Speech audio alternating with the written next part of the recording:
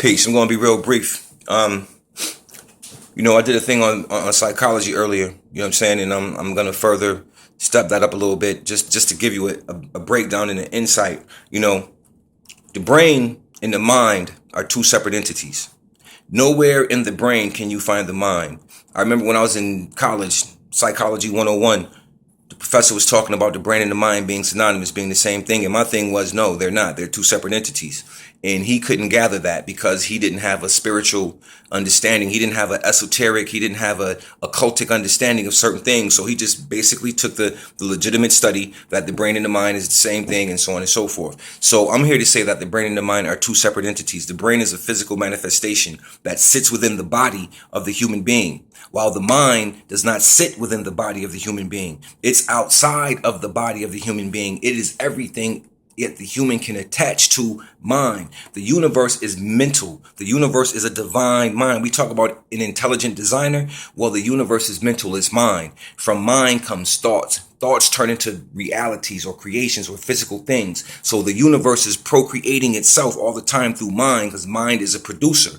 You know what I'm saying? So therefore, mind and brain are two totally different things. And we can utilize mind. Man connects to mind because man is a part of the divine mind. Therefore, he has access to it. You understand what I'm saying? Which is why we are able to do things like meditation.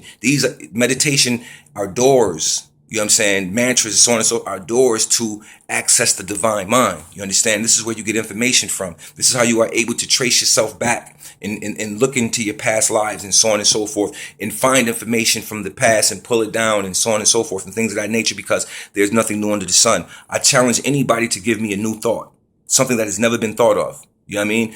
And you can't do it. I'm letting you know right now, you can't do it, because everything that is has already been thought of. There is nothing new under the sun. So briefly, I'm just stating that mind is separate from the brain. Mind is separate from the body. You understand? But yet we're attached to it. Mind is outside of us. It exists around us. You know what I'm saying? So therefore, in order to understand that brain and mind is two separate things, then you must work the workings of the brain and against the workings of the mind. It's certain things that mind can do that brain can't. You understand? So on that note, know and understand that brain and mind are two separate entities, and that in order to use mind, we have to go into our spiritual selves in order to use mind properly. We have to go into that self that's infinite, you know what I'm saying? Because we should be using more of our mind, using more of our brain, you know what I'm saying? Because, we're supposed to. We can use more than 10% of the brain if we learn how to turn on those particular activities.